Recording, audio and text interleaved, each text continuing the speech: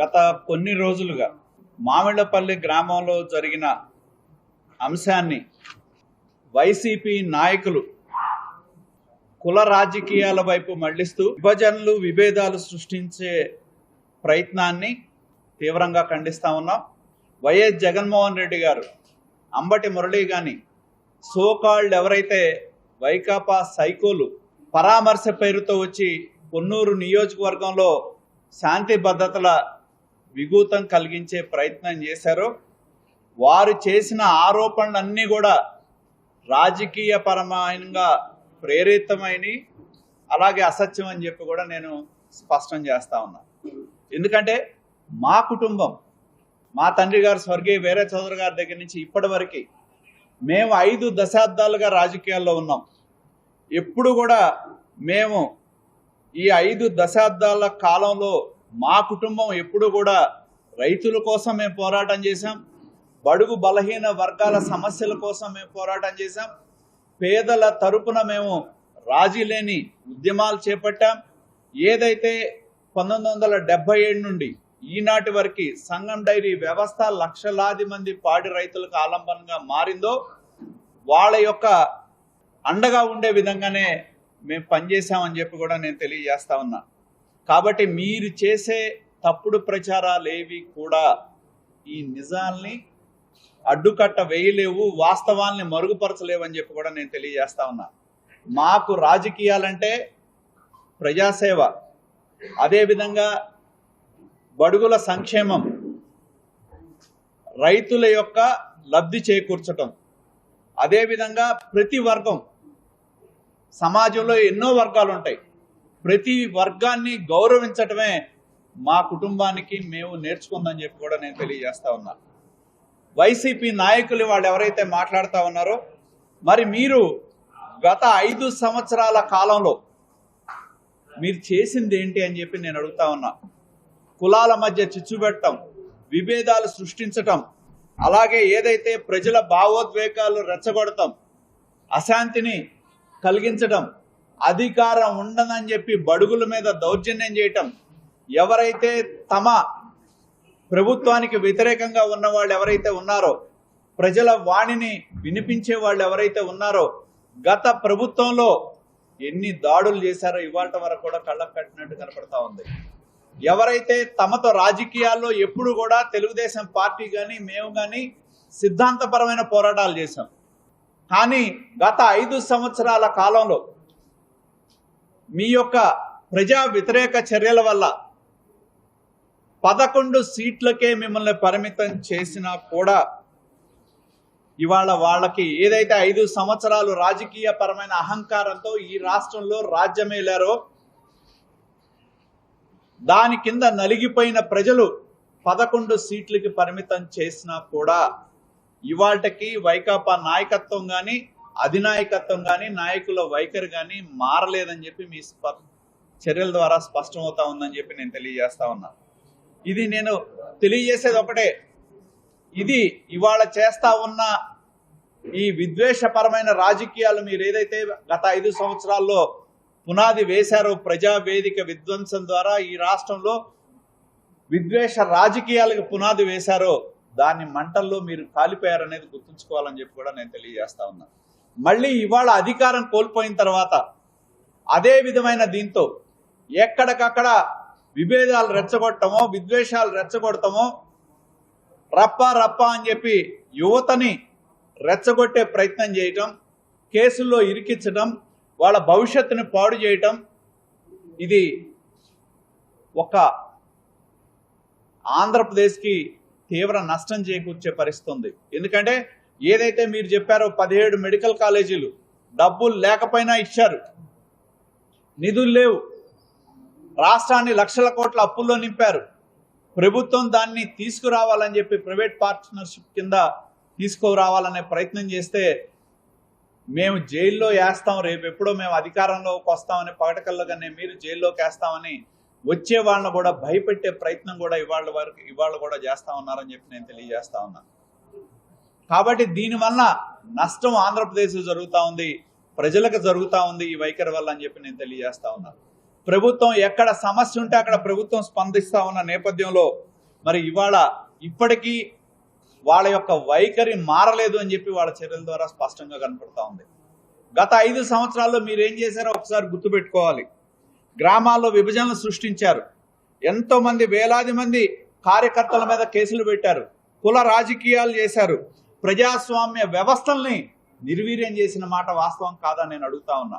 అదేవిధంగా రాజకీయంతో, రాజకీయ పరమైన కక్ష సాధింపుతో రాష్ట్రాన్ని ఏ విధంగా అస్థిరపరిచారో మీరు ఒకసారి గుర్తుంచుకోవాలని చెప్పి నేను తెలియజేస్తా ఉన్నా. చివరికి జడ్జిల మీద, వాళ్ళ యొక్క సంబంధించిన కుటుంబాల మీద మీరు చేసిన దాని మీద సిబిఐ కేసులు వేస్తే ఎంతో మంది మీరు ప్రేరేపిత వ్యక్తులు ఎవరైతే ఉన్నారో సిబిఐ అరెస్ట్ చేసిన మాట వాస్తవం కాదా అని చెప్పి నేను తెలియజేస్తా ఉన్నా. ప్రజాస్వామ్య వ్యవస్థలన్నీ కూడా నాశనం చేశారు అధికారాన్ని అడ్డం పెట్టుకొని. మరి గతంలో ఎవరైనా ఆందోళన చేయాలి అంటే ప్రతి రాజకీయ నాయకుడు బయటికి వెళ్ళాలంటే పోలీసులు ఇంటికి వచ్చే పరిస్థితి. చంద్రబాబు నాయుడు గారు ఇంటికి రావాలి అంటే ఆయన గేట్లకి తాళ్లు కట్టిన పరిస్థితి. ఇవాళ ఎవరైతే మీరు జోగి రమేష్ గురించి సర్టిఫికేట్ ఇచ్చుకుంటున్నారో ఆ జోగి రమేష్ చంద్రబాబు నాయుడు గారు మంత్రిగా ఉండి, మీ కేబినెట్ సహచరుడుగా ఉండి ఉంటాయి. రాజకీయ పరమైన విభేదాలు ఉంటాయి, సిద్ధాంతపరమైన విభేదాలు ఉంటాయి. రాజకీయ పరమైన పోరాటాలు ప్రతిపక్ష పార్టీలుగా చేయటం ఆనాడు మా బాధ్యత. మరి ఆనాడు నీ కేబినెట్ సహచరుడుగా ఉన్న మంత్రి చంద్రబాబు నాయుడు గారి ఇంటి మీదకి దాడికొస్తే కనీసం దాన్ని ఖండించకపోగా భుజం తట్టి ప్రోత్సహించి నువ్వు జగన్మోహన్ రెడ్డి ఇవాళ ప్రజాస్వామ్యం గురించి మాట్లాడితే మరి దెయ్యాలు వేదాలు వాళ్ళు ఇచ్చినట్టుందని చెప్పి నేను తెలియజేస్తా ఉన్నా. గత ప్రభుత్వంలో మనం చూసాం, ఒక డాక్టర్ సుధాకర్ అనే వ్యక్తి మాస్క్ అడిగితే అతను పిచ్చోడని చెప్పి ముద్రేసి వైజాగ్ నడిబొడ్డులో పోలీసుల చేత బేడి వేయించితే మరి అతను చనిపోయిన పరిస్థితి కూడా ఒకసారి గుర్తుంచుకోవాలని చెప్పి నేను తెలియజేస్తా ఉన్నా. అదేవిధంగా ఇక్కడున్న మాచర్లో మా బోండా ఉమా లాంటి వ్యక్తులు, కిషోర్ అనే లాయరు మున్సిపల్ ఎన్నికల కోసం వెళ్తే బహిరంగంగా మీ పార్టీకి సంబంధించిన నాయకులు ఆ కారు మీద దాడి చేస్తే, మరి ప్రత్యక్షంగా పట్టపగలు దాడి చేస్తే ఆ రోజు మీరు ఏం చేశారని చెప్పి కూడా నేను అడుగుతా ఉన్నా. మరి తోట చంద్రయ్య అనే వ్యక్తి ఆ రోజు పార్టీ మారలేదనేది చెప్తే గొంతు మీద కత్తి పెట్టి నువ్వు పార్టీ మారతావా లేదంటే మారనంటే మరి ఆ కత్తితో గొంతు కోసిన విషయాన్ని ఇంకా ప్రజలు మర్చిపోలేదని చెప్పి కూడా నేను తెలియజేస్తా ఉన్నా.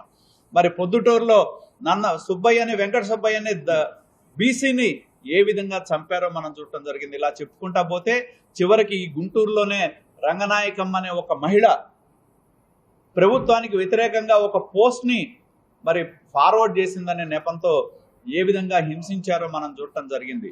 ఏదైతే ప్రజాస్వామ్యానికి వారధులుగా గొంతులు వినిపించే పత్రికలు కానీ ఛానల్స్ ఏవైతే ఉన్నాయో వాళ్ళ మీద రాజద్రోహం నేరం పెట్టిన విషయాన్ని మీరు మర్చిపోయారా అని చెప్పి నేను అడుగుతా ఉన్నా.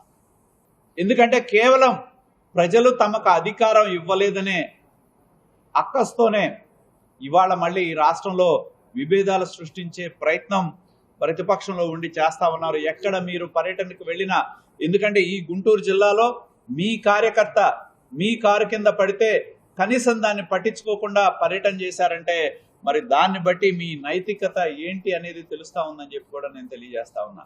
ఎక్కడికి వెళ్ళినా దానికి ఒక స్క్రీన్ ప్లే చేయటం, దాన్ని మీకు తీసుకొచ్చి మన చిత్తూరు జిల్లా వెళ్ళారు, మామిడికాయలు వాళ్ళ నాయకులే తెస్తారు, వాళ్లే బోస్తారు, వాళ్లే దొక్కిస్తారు, వాళ్లే మాట్లాడతారు. ఎందుకంటే మీరు అధికారంలో ఉన్న కాలంలో నేను ఇక్కడ ఛాలెంజ్ చేసి చెప్తా ఉన్నా, గత 5 సంవత్సరాల కాలంలో ఈ ప్రాంతంలో వరి పండించే ఈ ప్రాంతంలో మీ ప్రభుత్వంలో రైతులు అయిన కాడికి ధాన్యాన్ని అమ్ముకోవాల్సిన పరిస్థితి వచ్చింది. 1000 నుంచి 1200 రూపాయలు గత 5 సంవత్సరాల కాలంలో మరి ధాన్యాన్ని నిలబెట్టుకొని అమ్మాల్సిన పరిస్థితి వచ్చిందని చెప్పి కూడా నేను తెలియజేస్తా ఉన్నా. మీరు కొనుగోలు కేంద్రాలు పెట్టి మీ నాయకులు మీ కార్యకర్తలు జేబులు నింపుకున్నారు తప్పితే నిజమైన రైతుకి ఎప్పుడు కూడా 5 సంవత్సరాల కాలంలో న్యాయం జరగలేదనేది గుర్తుంచుకోవాలని చెప్పి కూడా నేను తెలియజేస్తా ఉన్నా. ఇవాళ ఈ ప్రభుత్వం వచ్చిన తర్వాత ధాన్యం కొనుగోలు సెంటర్లు పెట్టి పారదర్శకంగా మరి 1000 మెట్రిక్ టన్నుల ధాన్యాన్ని కొనుగోలు చేయటమే కాదు, మీరు ఇవ్వాల్సిన పాత బకాయిలు 1200 కోట్ల రూపాయల డబ్బులను కూడా ఈ ప్రభుత్వం చెల్లించిందనే వాస్తవం మీకు గుర్తు చేస్తా ఉన్నాం. మీరు బకాయిలు పెట్టిన డబ్బులు కూడా ఈ ప్రభుత్వం చెల్లించడంతో పాటు ఇవాళ ధాన్యం కొంటే 24 గంటల్లో రైతుల ఖాతాలో డబ్బులు వేసే విధంగా ఇవాళ పారదర్శకంగా ధాన్యం సేకరణ ఈ ప్రభుత్వం చేసింది. దానివల్లనే ఎంతో మంది కోట్లాది రూపాయలు ప్రతి బస్తాకి, గతంలో మీరు అధికారంలో ఉన్నప్పుడు 1200 రూపాయలకి బస్తా ధాన్యం అమ్ముకుంటే ఇవాళ ఎంఎస్పి 1740 రూపాయలకి ప్రభుత్వం కొందంటే ప్రతి బస్తాకి 500 రూపాయల చొప్పున ప్రతి ఎకరాకి 10,000 నుంచి 12,000 రూపాయల చొప్పున రైతుకు లాభం జరిగిందనే వాస్తవాన్ని కూడా నేను మీ ముందు ఉంచుతున్నానని చెప్పి నేను తెలియజేస్తా ఉన్నా. ఎందుకంటే మీరు ఇవన్నీ కూడా పెట్టుకొని ఇవాళ అసత్య ప్రచారాలు చేయటం, ఫేక్ ప్రచారాలు చేయడం, నేను మొన్న కూడా చెప్పా, ఫేక్ ప్రచారాలు చేయటం, మీకున్న ఛానల్ని అడ్డం పెట్టుకోవటం, మీకున్న మీడియాని అడ్డం పెట్టుకోవటం, సోషల్ మీడియాలో కొంతమందిని ఇది చేసి మరి కొంతమంది నాయకుల ప్రతిష్టని దెబ్బతీసే విధంగా చేస్తా ఉన్న విషయాన్ని కూడా నేను తెలియజేస్తా ఉన్నా. మేము ఉన్నామంటే మా కుటుంబం రాజకీయాల్లో ఉంది అంటే 5 దశాబ్దాలుగా ప్రజల అభిమానంతో ఉన్నాం, ప్రజల నమ్మకంతో ఉన్నాం, ప్రజల విశ్వాసంతో ఉన్నాం, ప్రజల యొక్క ఆదరాభిమానాలు మాకున్నాయి. కాబట్టి 50 సంవత్సరాలుగా ఒకసారి ఓడిపోవచ్చు, గెలవచ్చు, కానీ 50 సంవత్సరాలుగా మా కుటుంబం ఆ నియోజకవర్గాన్ని, ఈ జిల్లాలో ఎంతో మంది ఇవాళ కూడా మరి సంఘం డైరీల ద్వారా ఆధారపడియండి, మరి జిల్లా వ్యాప్తంగా కూడా ఇవాళ మా కుటుంబాన్ని ఆదరించే వ్యక్తులు కూడా ఈనాటికి ఉన్నారు. అంటే మా కుటుంబం కులాలకి మతాలకి అతీతంగా మేము పనిచేయబట్టే ఇవాళ కూడా మమ్మల్ని ఆదరిస్తా ఉన్నారనే విషయాన్ని కూడా నేను స్పష్టం చేస్తా ఉన్నా.